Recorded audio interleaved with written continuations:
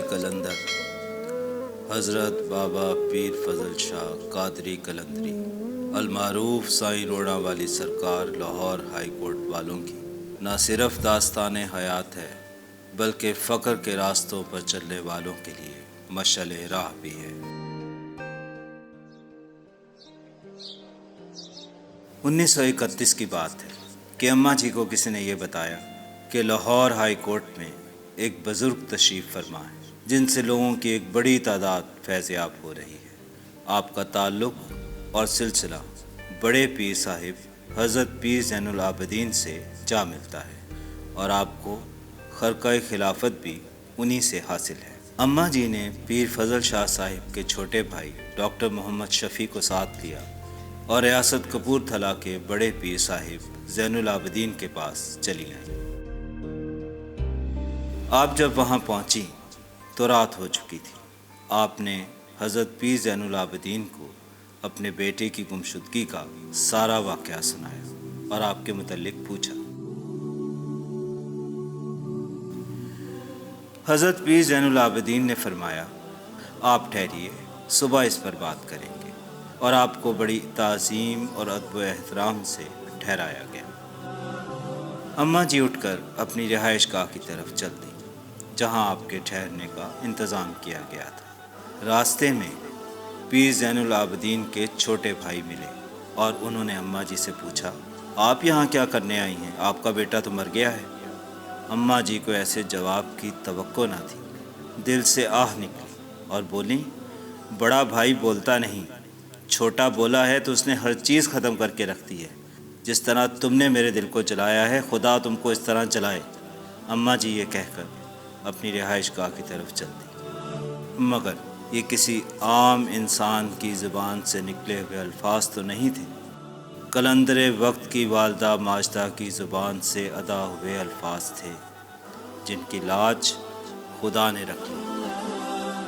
صبح نماز فجر سے پہلے ایک شور اٹھا کہ حضرت زین العابدین کے گھر کو آگ لگ گئی ہے۔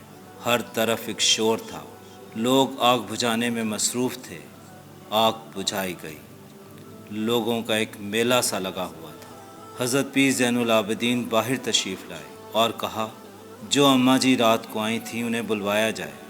اماں جی تشریف لائیں تو حضرت پیر زین العابدین کے چہرے سے بے قراری اور استراحت کی کیفیت نمایاں ہو رہی تھی۔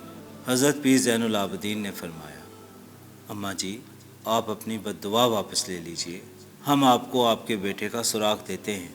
آپ کا بیٹا زندہ ہے اور وقت کا کلندر ہے۔ اماں جی نے کہا، پیر صاحب میں نے کئی سالوں سے اپنے بیٹے کو نہیں دیکھا، اب بات یہاں ختم نہیں ہوگی بلکہ آپ کو ان کی نشاندہی کرنا ہوگی۔ حضرت پیر زین العابدین نے فرمایا، کیا اتنا کافی نہیں ہے کہ تمہارا بیٹا زندہ ہے اور فقر کی بلندیوں کو چھو رہا ہے؟ اماں جی نے نہایت جلالی لہجے میں کہا، فقر کی بلندیاں میرے قدموں تلے، اگر مجھے آپ نے میرے بیٹے کا پتہ نہ بتایا تو اچھا نہ ہوگا۔ کچھ دیر سوچنے کے بعد حضرت پیر زین العابدین نے فرمایا کہ اماں جی جس پیر کی شہرت لازوال سن کر آپ لاہور جانے والی تھیں، اسی سے جا کر اپنے بیٹے کا پتہ پوچھ لیجیے اور لاہور جانے کی تیاری کیجیے۔ اماں جی بے حد خوش ہوئیں اور لاہور جانے کے لیے روانہ ہو گئیں۔ ادھر پیر فضل شاہ صاحب منہ پر چادر ڈالے لوگوں کی طرف پش کیے لیٹے ہوئے تھے۔ لوگوں کا ایک جمع غفیر آپ کا دیدار کرنے کے لیے بے قرار تھا، مگر آپ کسی سے ملنے کے لیے تیار نہ تھے۔ اماں جی لوگوں کو چیرتی ہوئی پیر فضل شاہ صاحب کے پاس پہنچی اور کہا، میں اتنی دور سے سفر کر کے تم سے اپنے بیٹے کا پتہ پوچھنے آئی ہوں اور تم منہ پر چادر اوڑھے خاموش لیٹے ہو۔ تم اگر 100 سال بھی یوں ہی لیٹے رہے تو میں ہر روز اپنے بیٹے کا پتہ پوچھنے کے لیے آتی رہوں گی۔ اتنا کہہ کر آپ واپس لوٹ آئیں اور لاہور میں اپنے ایک عزیز کے گھر ٹھہر گئیں۔ اماں جی کے جانے کے بعد پیر فضل شاہ صاحب اٹھ کر بیٹھ گئے، مگر آپ نے کسی سے کوئی بات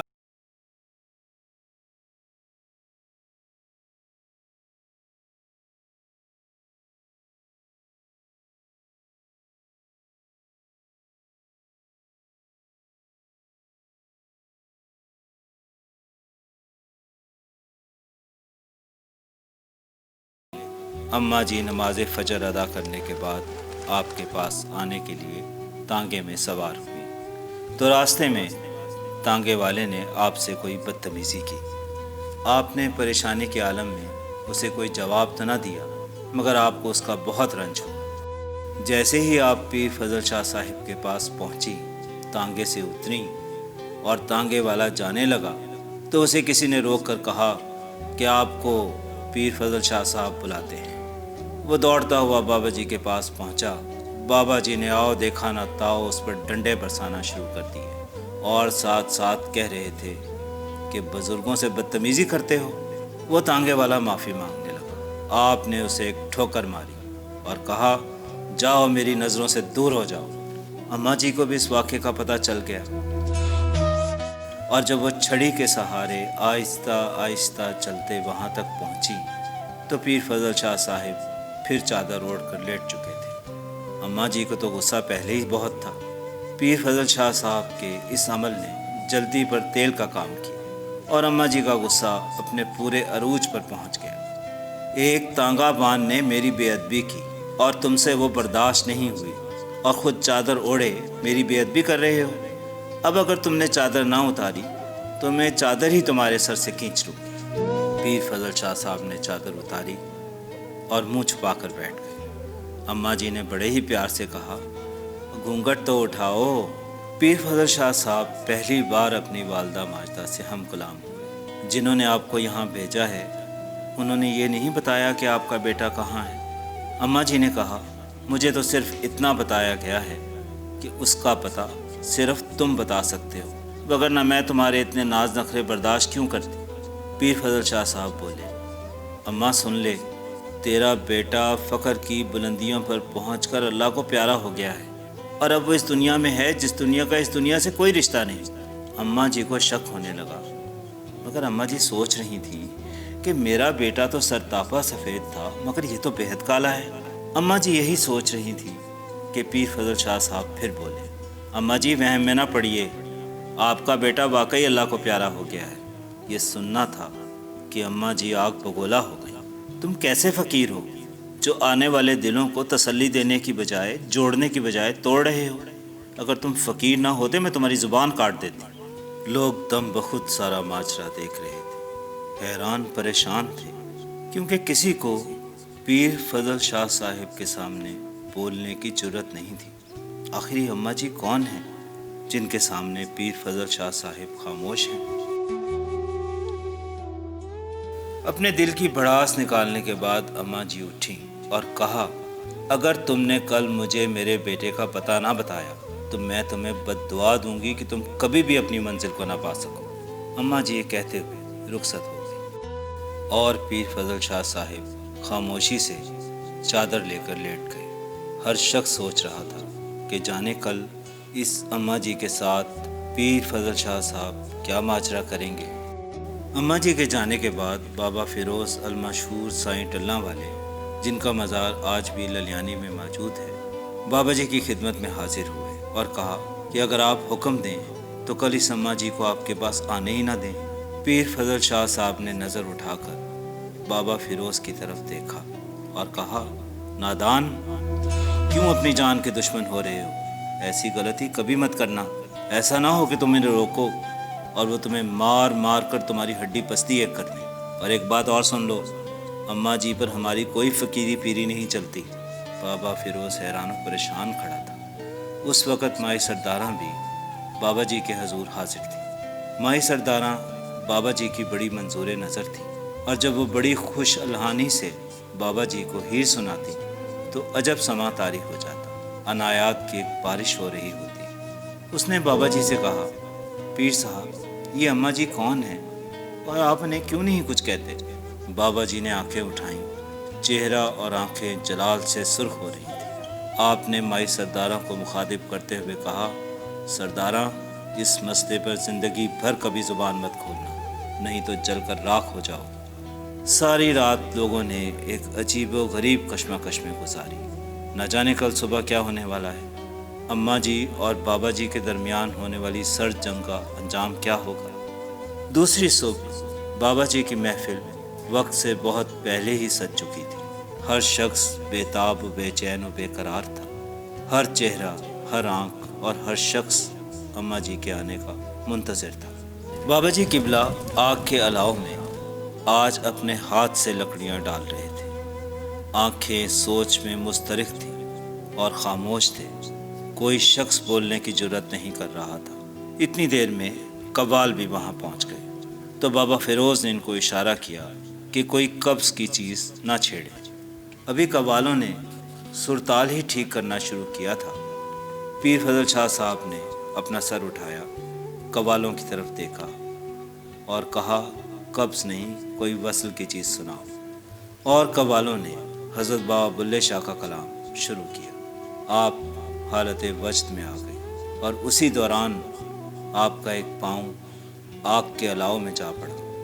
गोश्त जलने की बू आई तो लोगों को मालूम हुआ, मगर आपके तन के कपड़े तक को भी आग ना लगी। महफिल समा ज़्यादा देर तक ना चल सकी क्योंकि अम्मा जी पहुंच चुकी थी। अम्मा जी के आने से पहले ही पीर फजल शाह साहिब अपने रोड़ों के बिस्तर पर तशरीफ़ फरमा हो चुके थे। किसी ने जले हुए पाँव की तरफ इशारा किया तो आपने अलाव की राख उठाकर उस पाँव पर लगा दी। इसी असना में अम्मा जी भी यहाँ पहुँच गई। सलाम किया और कहा, क्यों बाबा जी, आपको मेरा बेटा मिला कि नहीं? अम्मा जी की आवाज़ में जलाल और गुस्से की कैफियत अब तक नुमायाँ थी। पीर फजल शाह साहब ने नहायत मोहब्बत भरे धीमे लहजे में कहा, अम्मा जी बैठिए, चाय पानी तो पीजिए, आपके बेटे का भी पता बता देते हैं। अम्मा जी ने कहा, नहीं, बस मुझे मेरे बेटे का पता बता दो, मेरे लिए यही चाय है। पीर फजल शाह साहब ने फिर नहायत अदब व एहतराम से कहा, अम्मा जी आप चाय पी लें, आपको आपके बेटे का पता बता देते हैं, बल्कि आपको उससे मिलवा ही देते हैं। अम्मा जी ने गौर से पीर फजल शाह साहब की तरफ देखा और कहा, कितने तेरे अंदर इतनी मेरा पुत्र लुक्या होया। फजल शाह साहब ने मुस्कुराते हुए अम्मा जी की तरफ देखा और कहा, माँ की आंख तो 7 पर्दों के अंदर भी देख लेती है। अम्मा जी को तो पहले ही शक था। पीर फजल शाह साहब की ज़ुबान से अल्फाज जारी हुए तो अम्मा जी ने रोना शुरू कर दिया। बड़ा ही अजीब और रक्कत आमेज़ मंजर था। पीर फजल शाह साहब अम्मा जी के कदमों में सर रखे रो रहे थे। बेटा माँ के कदमों को और माँ बेटे के सर को चूम रही थी। एक को हराम समझ गया। कौन जानता था कि ये रोज़ आने वाली अम्मा जी उनके महबूब पीर फजल शाह साहिब की वालिदा माजदा है।